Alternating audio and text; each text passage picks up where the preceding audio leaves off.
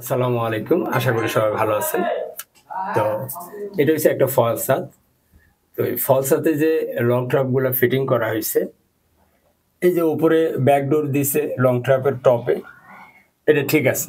আর যদিও এটা এখন ঠিক আছে, এটা যখন আপনার ছাদ ঠেকায়া দিত তখন কিন্তু আর এই ব্যাকডোরটা ব্যবহার করতে পারত না। তো এখানে যেহেতু আমি 18 ইঞ্চিতে আমি লং ট্রাপের তলায় পাইতেছি, তাইলে এখানে আমার এই ডোরগুলো এই যে নিচে সাইড ডোর দিছে। সবসময় পানি আস্তে, আস্তে যায় এই যে রাবারটা, এই রাবারটা একসময় পইচা যায়। তো এই লাইনটা যে এইভাবে করা হইছে, এটা কতটুক যৌক্তিক হইছে? আমার দৃষ্টিতে এটা খুব সুন্দর করে মিলানো যেত এবং ছাদের সাথে ঠেকায়া নিলে এই যে লং ট্রাপটা এখন এই যে চাইলেই কিন্তু কার্টুন বা অন্য কিছু আদার্স জিনিসগুলা কিন্তু রাখতে পারবে না।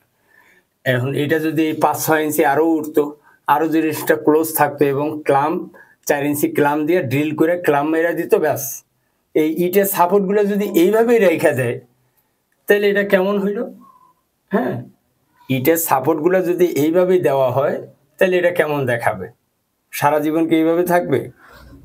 এখন এই ব্যাপারগুলো কাজ করার সময় যদি খেয়াল না রাখা হয়, কারণ এটা ১ দিন ২ দিনের জন্য না। এটা কতটুক যৌক্তিক হইছে আপনারা জানাবেন। তবে এগুলো আমি বলছি যে আবার নতুন করে খুইলা ঠিক করতে। ভালো থাকবেন। আল্লাহ হাফেজ।